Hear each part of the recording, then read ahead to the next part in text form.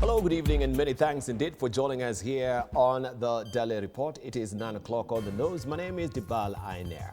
Today on the program, we shall also be hosting Tony Gashoka, who is a Kanu spokesperson, and we shall be looking at a confluence of issues, primarily the sale of shares of Safaricom that they have moved to court together with Okia Omutata to challenge the sale of that share that we know the Treasury had proposed that they should be generating 204 billion shillings from the shares of the 15% of Safaricom. We shall be looking at that much later in the course of the program. But for now, let's swing for the fences while looking at the highlights.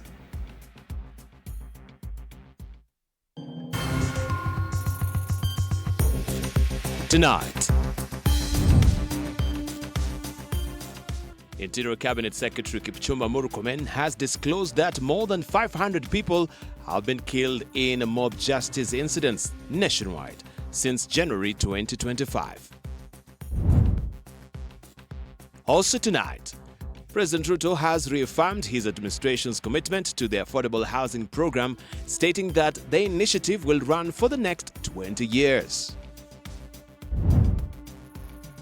Plus, media leaders across the continent have raised concern over the deteriorating state of press freedom in Africa.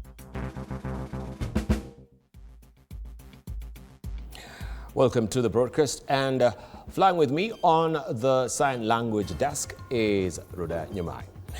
The SL Humanitarian Network has sounded the alarm over the worsening drought and food shortages in northeastern and other arid counties, warning that the situation has reached critical levels. Mandera County is currently experiencing the most severe drought conditions, with hundreds of thousands in urgent need of humanitarian assistance. Here is a report prepared by Alvin Kidinje.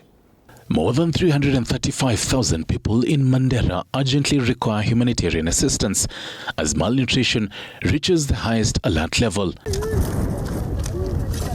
Nationwide, about 3.27 million people are facing severe drought and food shortages, a number projected to rise to 3.69 million if the March to May rains fail. It's really sad to see that no proper action is being taken in advance. We need to be prepared as a country.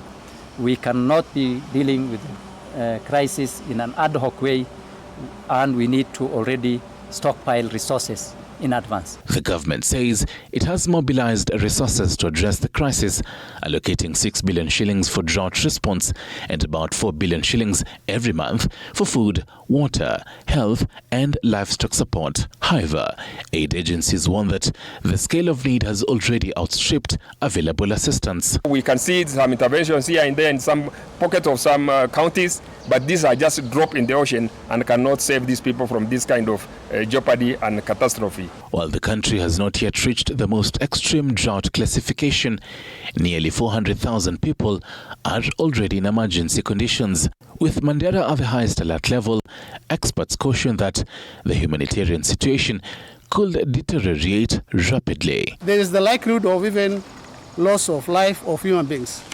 Already, the local community has lost a significant number of the assets. That is the livestock, and it is hitting them hard. Aid groups warn that failure of the upcoming rains will push Mandera into the most severe drought phase, placing thousands of lives at risk and requiring immediate large-scale intervention to prevent the crisis from escalating into a national disaster. Now, Interior Cabinet Secretary Kipchumba Murkomen has revealed that 597 people have been killed in incidents of mob justice since January 2025.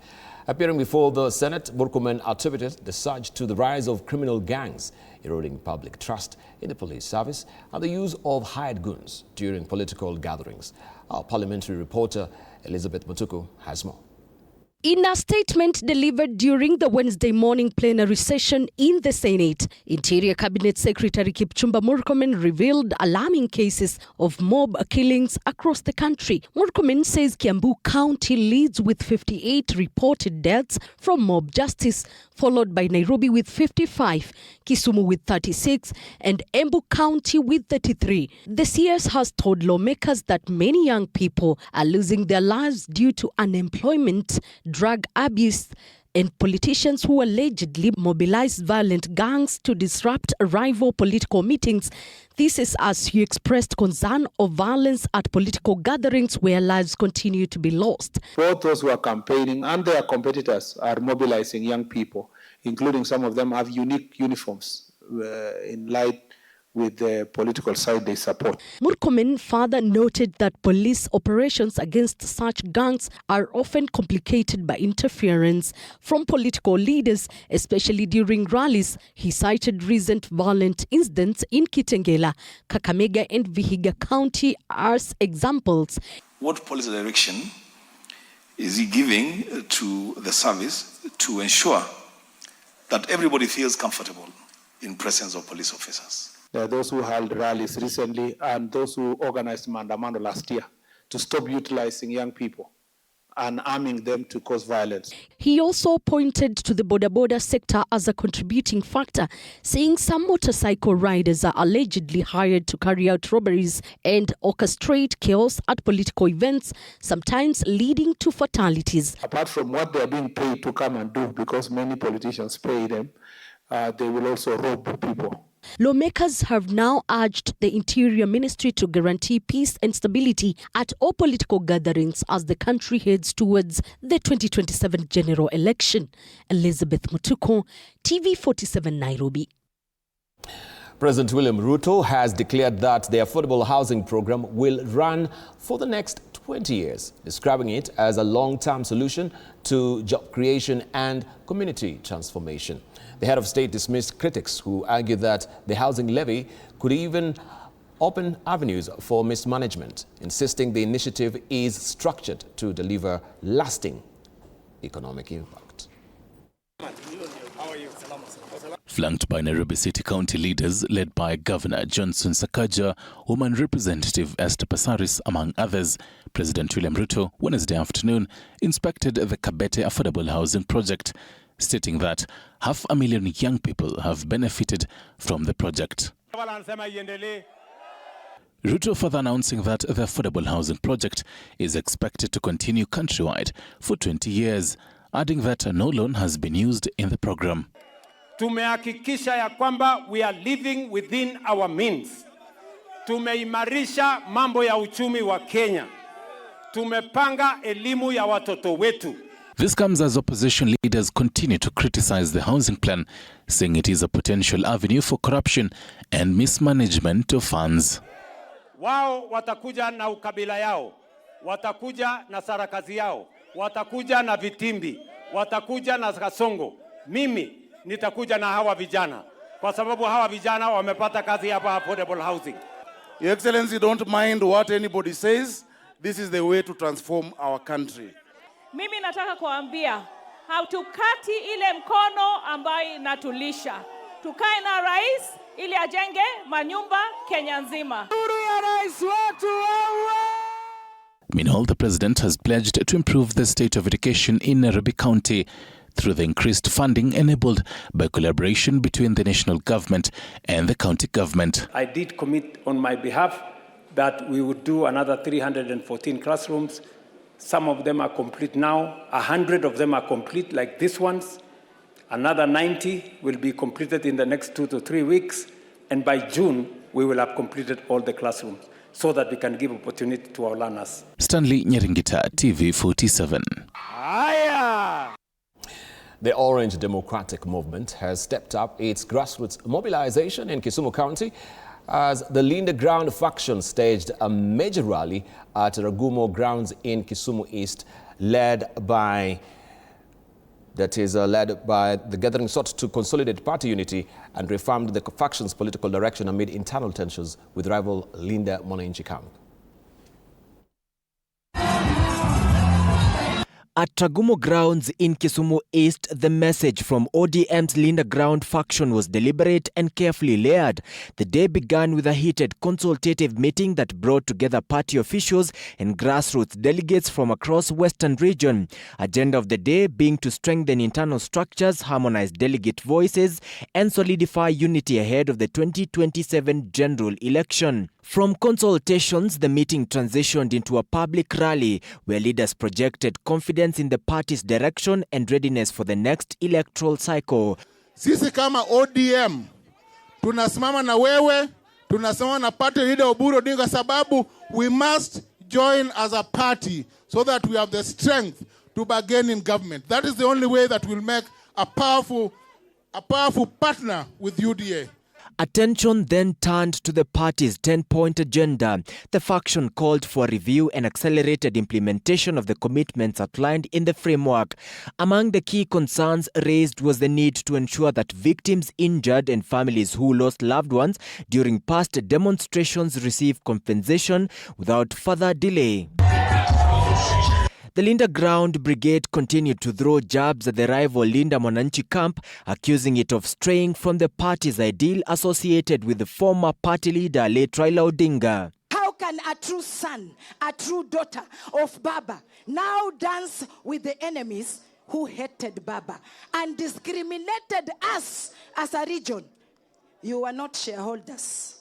With speculation growing over a possible coalition between ODM and the ruling UDA party, leaders framed political cooperation as a strategic calculation aimed at securing their influence.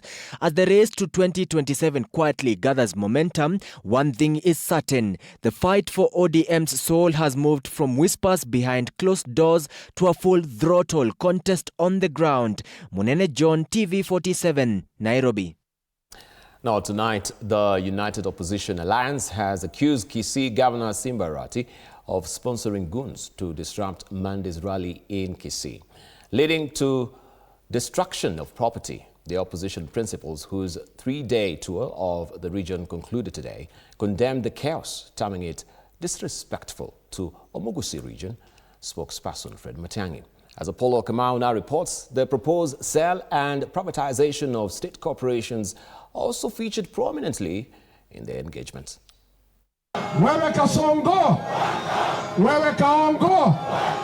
United Opposition principals have wrapped up their three-day tour of the Omogusi region, accusing the government and Kisii Governor Simba Arati of sponsoring goons to disrupt their rallies on Monday. Wewe una adabu, unachaguliwa na watu ya Kisii, siku kubwa ya ndugu yako akifanywa mfalme wa Omogusi. Unapanga wakora kuja kupiga ndugu yako nyumbani. Wewe umepewa na pesa na kasongo, kichwa imeharibika. Si ndio? Aende asiende? Aende asiende? Ni musaliti si musaliti? Wangapi wanasema Simba akuwe one term? Fikirie mambo ya kuleta manufaa kwa watu wetu na maendeleo kwa watu wetu. Badala ya kutumia pesa kununulia wale watoto chang'aa, lipa school fees na hiyo pesa. Badala ya kupeleka watu waende kupiga machogu mawe kwa barabara, hiyo pesa enda ulipe school fees kwa sababu kuna watoto wetu ambao wanahitaji fees. The opposition also put President William Ruto on the spot over claims that they lack an agenda and have no track record to be entrusted with leadership. Nimesikia Kasongo akisema ati yeye atakuwa judged kwa ile kazi amefanya at record yake. Tumekubali 100%. Wewe Kasongo will judge you by your record. Record yako ya kwanza ambaye tutajibu naye ni kuteka watoto nyara na kuua hawa. That is your record. Your second record, you are the only president since independence. Umetoa amri vijana wapigwe risasi kwa mguu. Will judge you by that record. President Ruto was further challenged over the sale and privatization of state corporations, with the leaders alleging the process could be used as an avenue to siphon public funds. Ingawaje ni kampuni kama Vodafone ambayo iko na umaarufu duniani kote, na tunajua wao wenyewe wanazingatia ukweli na uwazi. Tunataka wao wafikirie uhusiano wao na Bwana Ruto na shirika la M-Pesa Safaricom ni kampuni ya Kenya. The united opposition is now set to take its tour to Nakuru on Friday. Apul Kamau, TV47.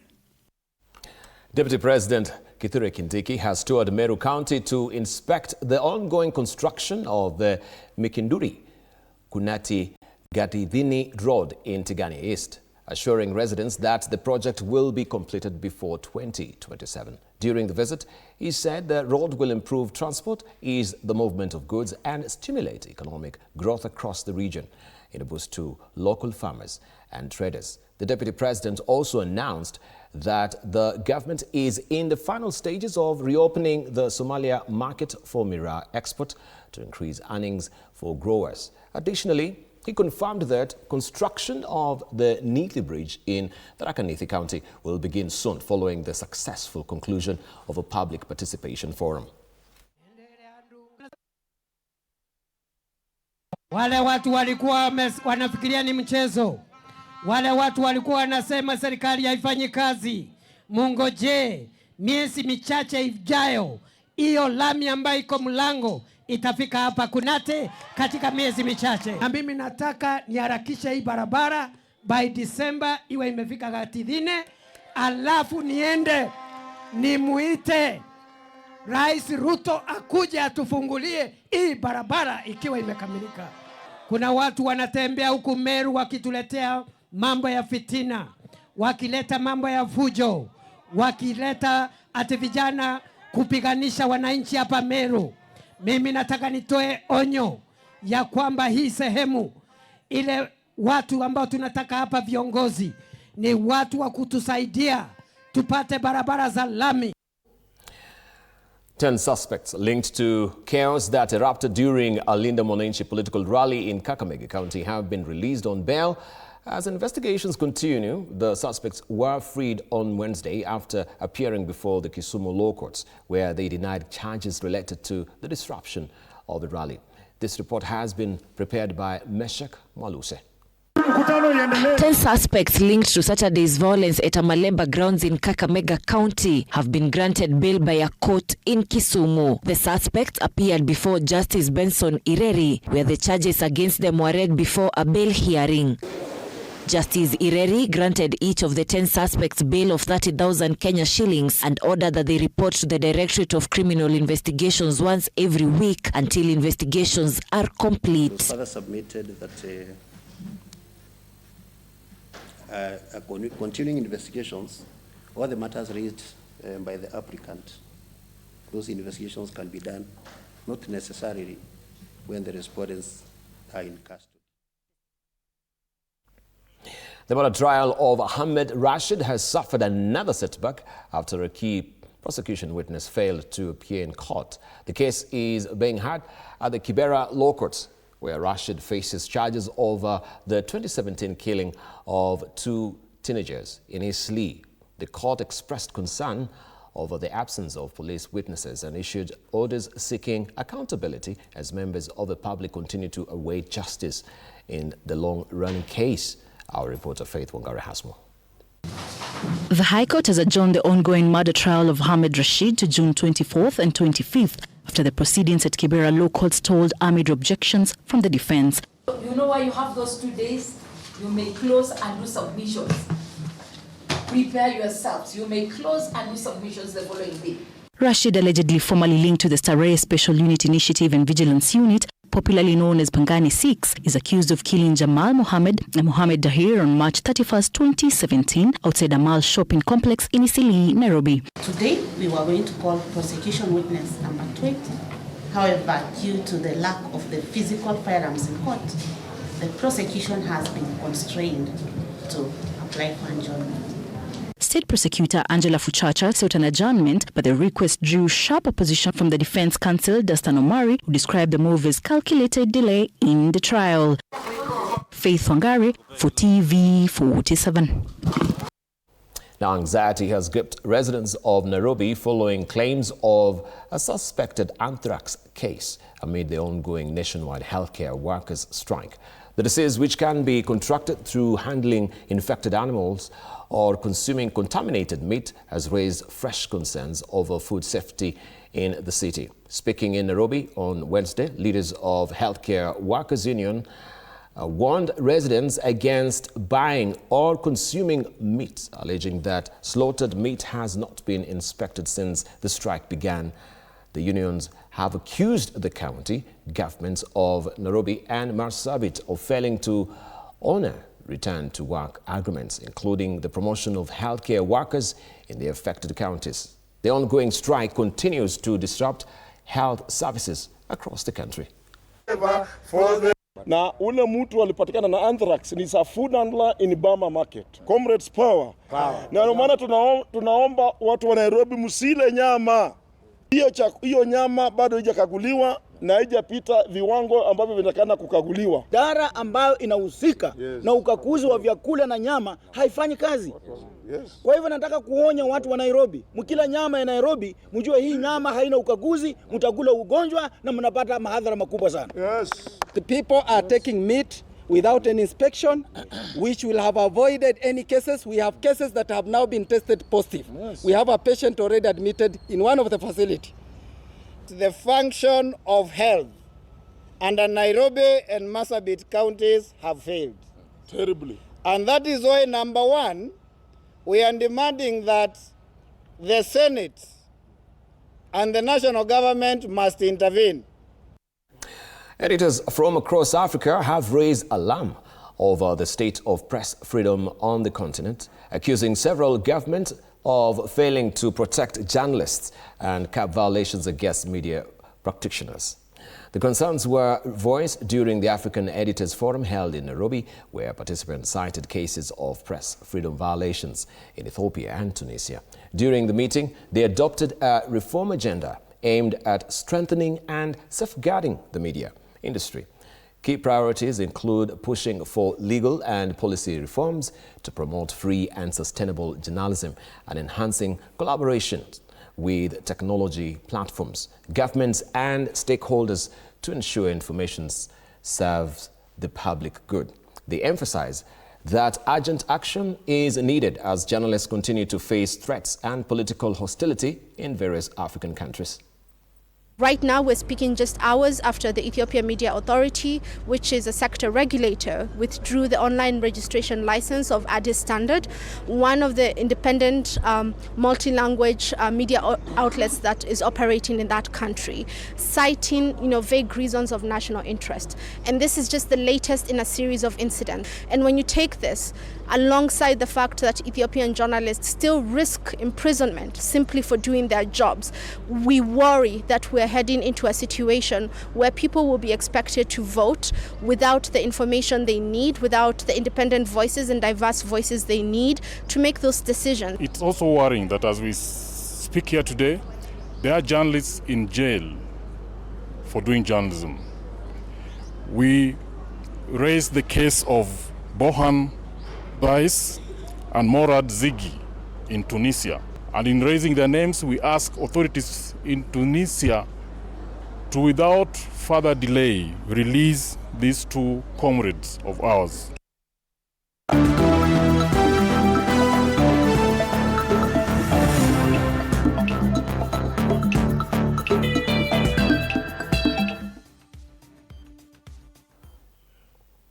We buckle down to some business where, as demand for affordable and reliable power grows in Kenya, more households are turning to solar energy solutions. In response, Spinomatic Group is scaling up its interactive solar centers to accelerate adoption and unlock the country's vast solar generation potential. Kenya is estimated to possess up to 15,000 megawatts of untapped solar capacity, presenting a major opportunity to fast-track the country's clean energy ambitions. The growing shift by households and businesses towards rooftop solar reflects rising electricity costs and the need for dependable power. Our temperatures are 23, 24, 22 degrees. For solar panels to work, ideally, this is the best. Full sunshine at the equator and temperatures of 23, 24. So the rationale was it was staring us in the face. There was nothing to, it was a no-brainer. Local engineering firm Spinomatic Group is positioning itself to ride this momentum through expanded investment in solar awareness and deployment infrastructure. The company reports having delivered more than 162 megawatts of solar photovoltaic installations across at least 150 locations on the continent. What solar does is it first comes in before any of this. So the panels will be your primary source of power. And then if your panels don't have sufficient, the batteries supply any difference. And then if the batteries are also drained and solar is not working, then your grid comes in. Hibak Saeed for TV47. Traders are raising concerns over the government's new electronic government procurement system requiring suppliers to register before accessing state tenders. During a forum organized by the Kenya National Chamber of Commerce and Industry in Machakos, business owners urged the government to first settle pending bills, saying delayed payments strain bank loans and cash flow. However, the chamber maintains that the digital system will curb corruption and enhance transparency in public procurement processes nationwide.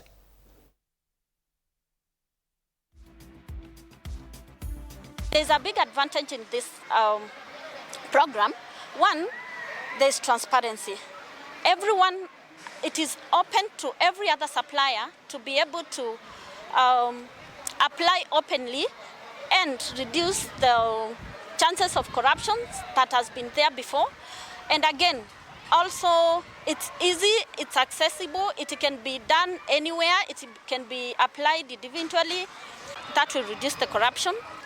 I started to register some times back, but I had a challenge because I went to Treasury building in Nairobi, and I found some young people, they were interns, and they were equally unable to log in and register me. But now with this training, I'm happy I can enter the system. Ride-hailing platform Bolt has introduced an enhanced safety feature allowing drivers to flag high-risk locations within the app.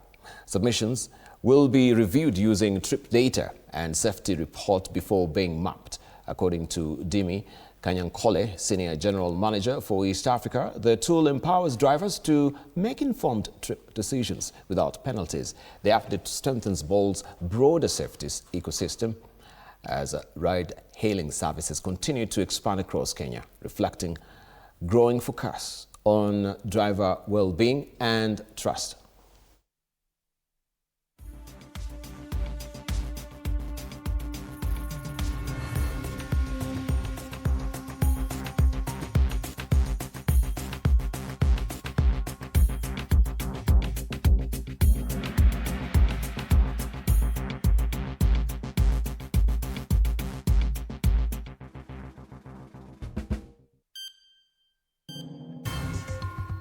If that's your business, we want to take a short break right now. We'll circle back with more. Don't go away.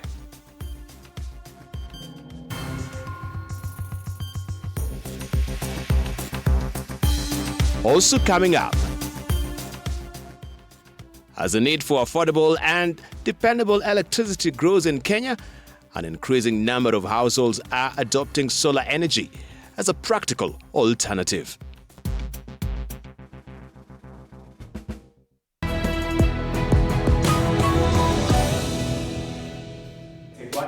Coming to you in 3, 2. Looking back, I was a serious workaholic. I'd be working all the time. Come in very early, leave probably the following day. Working so hard within the TV industry, I wanted that to be the place where I could prove myself. I literally nearly killed myself working.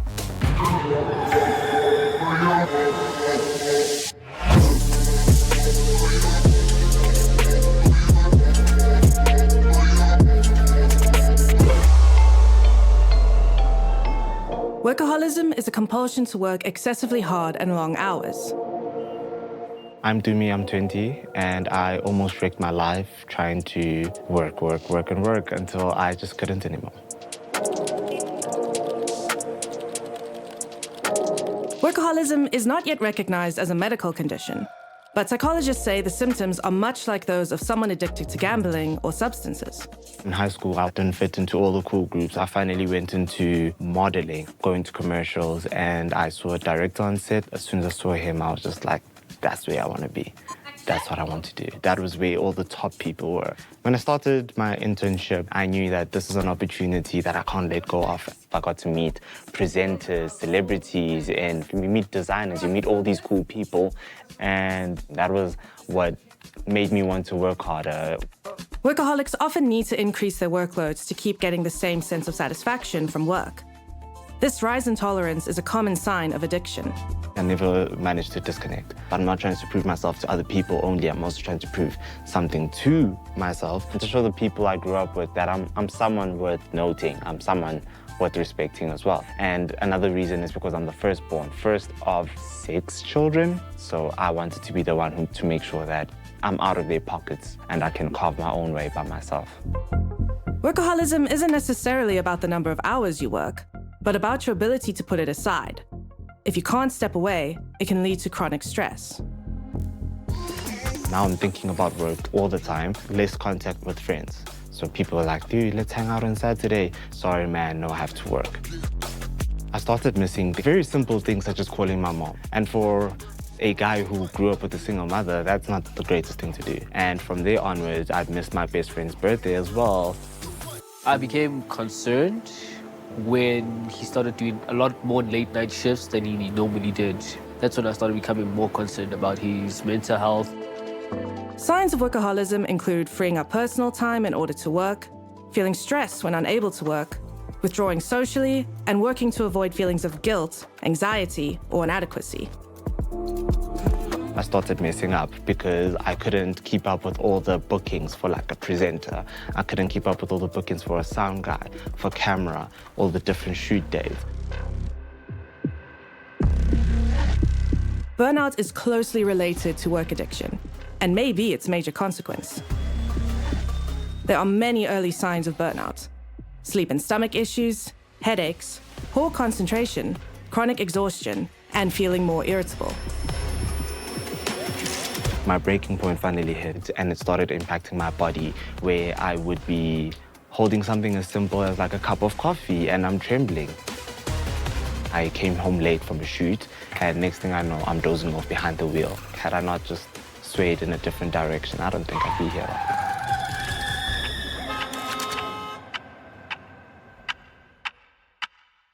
After the near-death experience, I went to go see the psychologist. Work addiction can manifest itself physically, but it can also manifest itself mentally and emotionally. And that's when we speak about mental health challenges like anxiety, like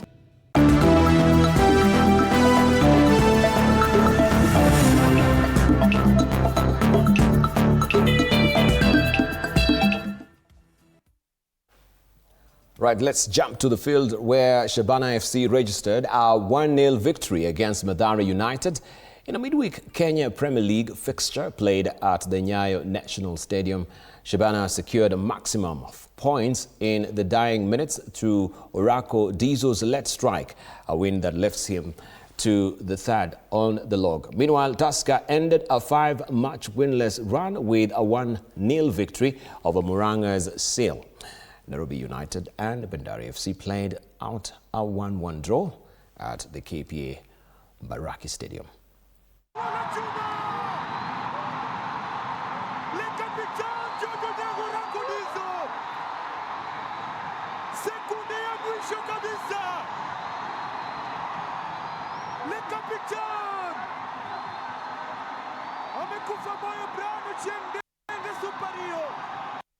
Imekuwa ni kitu tumekuwa tukifanya tukiwakia kwa mazoezi. Ukiangalia kwa game tumekuwa patient, tumekuwa tukiwork, tunajaribu kukuja zinakataa, but tume keep up, tunakam, hatujachoka. And then ni vitu tumekuwa tufanya mazoezi, moment imetokea, tuna attack ball na tunashukuru tumepata kitu, tumepata bao, imetupatia point 3 leo, tunashukuru. Kitu ya kwanza ni somehow frustrating kwa sababu ukiangalia katika mechi yenyewe, katika kipindi cha kwanza tulikuwa na nafasi mingi sana za kufunga. Nafasi kama 3 hivi. Na nadhani mimi usemaga football match ni a game of chances. Ukitake chances zako, then unamiliki mchezo. Tactically, for the better part of the game, tumekuwa vizuri sana. But again now, when you have some of the young players, niliwaambia hii mechi, it's more mental than even tactical. Tukawapatia solution on how to go about it tactically. But again, unaangalia dakika za mwisho, lapse of concentration, no communication. I think that's where maturity comes in. Hatukukuwa frustrated, hatukukuwa desperate. So tulikuwa patient, tulingojea kwa moment. Tulijua lazima tutafunga. Hata nikiwa hapo nimeambia vijana, hii game lazima tutafunga. So sikujua ni time gani tutafunga, but nilijua lazima tutafunga. So naweza sema ni fight nzuri. Vijana wamekuwa very patient, wamecheza vizuri. Wamekuwa na very beautiful display, the good patience. So we just need to go and work on our clinical final third. We need to work on that.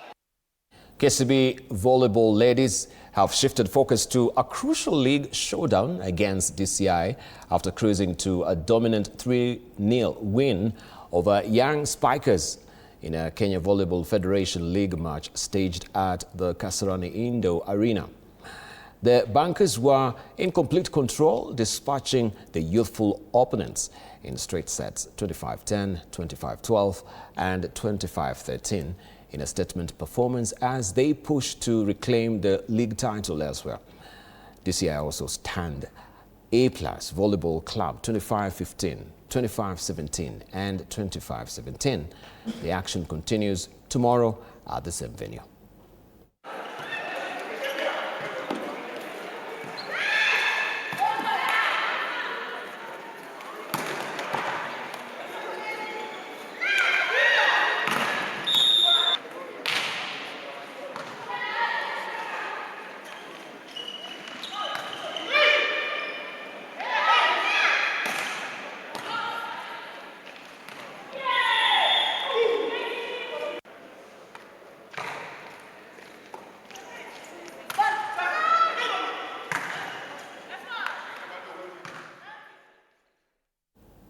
Kenya's leading female rally driver, Pauline Shegu, has received a 1 million shilling boost sponsorship ahead of the 2026 Safari Rally Kenya, a key leg of the World Rally Championship. The financial backing comes at a critical stage of preparations, enabling her team to strengthen technical readiness and logistics ahead of the demanding 4-day event set for March the 12th to 15th in Naivasha. The Safari Rally remains the only African round of the WRC calendar and is widely regarded as one of the toughest events in the global motorsport. Shegu will compete alongside co-driver Lynette Ayuko as they prepare to tackle the grueling gravel stages on the home. It's very important even for the leadership to be part of this. We don't take it for granted. For the CS and the team and the whole energy sector coming together to support their very own, because I come from the energy part, she's from the petroleum. So we are under one umbrella. It's very nice to us to see our very own and also our partners who have come to join the energy sector to support us in this whole process. And we assure them, by the grace of God, we'll push that car to the end, to the podium. We want to see all of you coming to the podium to just celebrate with us, because of course you've seen since 2023, 2024, 2025, we've been pushing to the finished podium. So it's something that we are looking forward. Benfica travel to face Real Madrid tonight in the second leg of the UEFA Championship League clash, seeking to overturn a 1-0 deficit from the first leg. The first leg in Lisbon was briefly halted following... Coming to you in 3, 2... Looking back, I was a serious workaholic. I'd be working all the time. Come in very early, leave probably the following day. Working so hard within the TV industry, I wanted that to be the place where I could prove myself. I literally nearly killed myself working.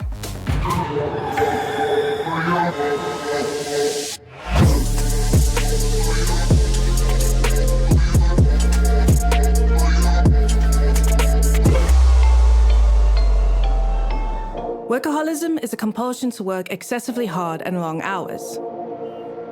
I'm Dumi, I'm 20, and I almost wrecked my life trying to work until I just couldn't anymore.